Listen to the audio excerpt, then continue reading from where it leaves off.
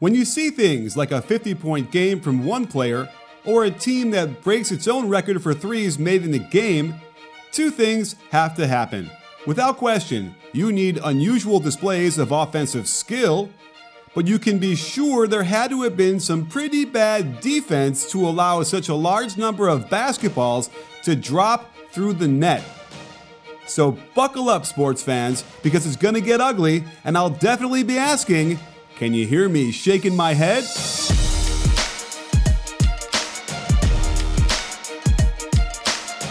Let's look at Kyrie's 50 against the Timberwolves first, shall we? The first thing you need to notice is where the Wolves decided to have Karl-Anthony Towns defend the Kyrie pick and roll. This is ridiculously too far away, and while Jeff Teague does recover, he can't hope to keep Kyrie in front for too long, and the stop and pop with the friendly roll gets him going. Remember that cat positioning I showed you? Well, look how open this three-pointer is because of it. I mean, it's shooting practice. In transition, a distinct lack of urgency to hustle back in position as Teague doesn't even meet Kyrie till they're at the dotted line. For one of the most skilled finishers in the league, this is too much space to retreat into. Noah Vonleh takes the defensive philosophy to a different level, dropping back 10 feet from the three-point line to let Kyrie get another wide open look. Can you hear me shaking my head? Teague did a better job to harass Kyrie around the perimeter and negate the ball screen. However, Vonleh is supposed to be on the line of deployment, the line between the ball and the basket. But he gets out of position, perhaps thinking of the lob to Allen, and this just lets Kyrie get right to the hoop for a nifty inside hand finish. They put Kyrie on the elbow in a horn set, and I like how they run it with pistol action, a pin down into handoff. Wiggins doesn't read it in time, goes underneath the handoff, Vonleh is nowhere to be found, and we have our first three-pointer of the night.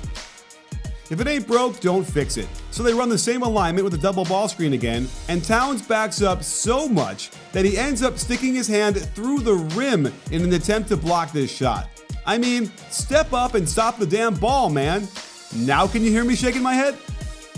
At this point, I was starting to feel bad for the Timberwolves defense. A simple guard quickie finds Kyrie cutting hard off his own pass and getting it right back. Wiggins doesn't move down towards the baseline properly, and he not only gives up a nice reverse, but fouls him in the process for an and one. Let's go to the second half. In transition, Teague has to pick up Harris. Wiggins then must guard Kyrie, but this doesn't look like someone who's guarding the hottest guy in the gym, does it?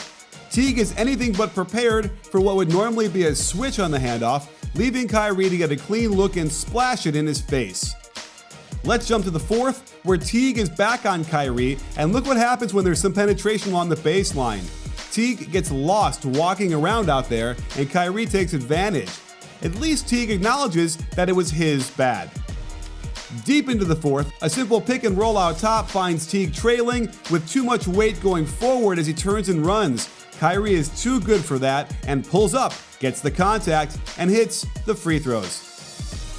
It wasn't all bad defense on Kyrie, mind you, like this shot where the defense contains him into a long step-back three-pointer with a hand completely in his face, but it breaks the tie. The Nets probably should have won this had Jarrett Allen hit a free throw or Prince gotten the foul call on this contact in the layup. But in overtime, Teague's only job is to keep Kyrie on the left side of the floor and is unable to use the inside ball screen. Instead, he allows middle, no one is home when Covington doesn't rotate from the weak side, and the easiest bucket of the night. The Timberwolves somehow stole this game on the road, so maybe their defense doesn't matter. But in Charlotte, what the Bulls did in an attempt to stop the Hornets is worthy of examination. It starts early, when in transition, Satoransky is clearly signaling he's guarding Zeller, but Wendell Carter Jr. doesn't seem to understand this, and moves into position to guard Zeller himself. That leaves rookie PJ Washington to get a beautiful-looking practice shot. More transition issues where Markkanen was in position to pick up Zeller, but gets completely lost and wanders to the weak side, allowing the easy dunk. Markkanen again wanders out of position, too concerned about pointing out some other defensive positioning, not realizing his man is wide open in the corner until it's too late, and the rookie is having himself a night. This was actually good defense to start out. Even though they allowed the ball screen back to the middle and end up with a loose double team on the ball, Arcidiacono did a good job to rotate over to the roll man.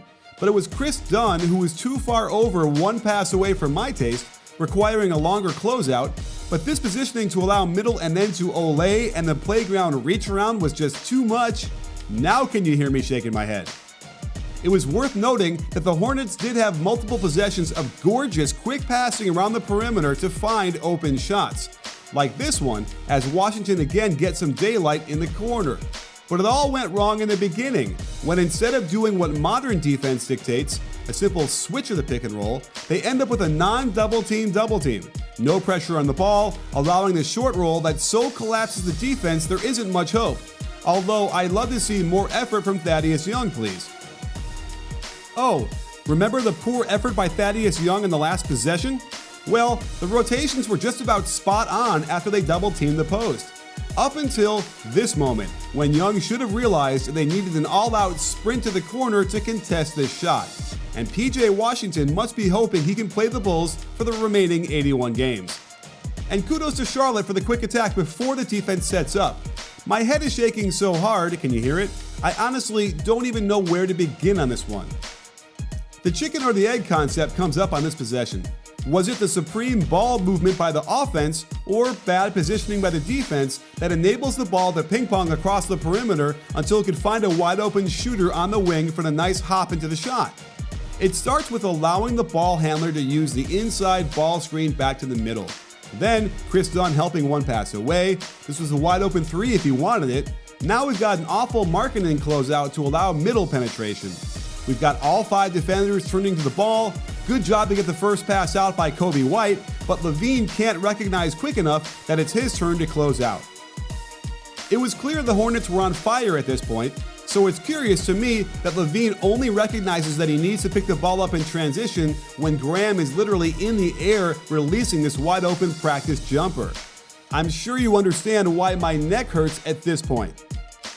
And finally, you can see that Carter is expecting Satoransky to force the ball handler to the sideline.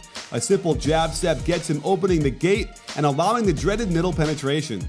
All 5 Bulls have now surrounded the ball in over pursuit, and Graham can literally underhand the ball to the open shooter, which gives them the lead and ultimately the game. So there you have it, sports fans. I know it's early in the season, but I'd assume coming out of training camp and preseason, the defensive execution would be on point. But if you're a betting man, you'll be watching for when the next dynamic guard plays against the Timberwolves and when the next good shooting three-point team competes against the Bulls. I suspect we'll all see some fireworks. If you like this video, please give it a thumbs up and subscribe to B-Ball Breakdown so you can get alerted right away when we drop a new video. This season will be filled with incredible content, so don't miss it. You in?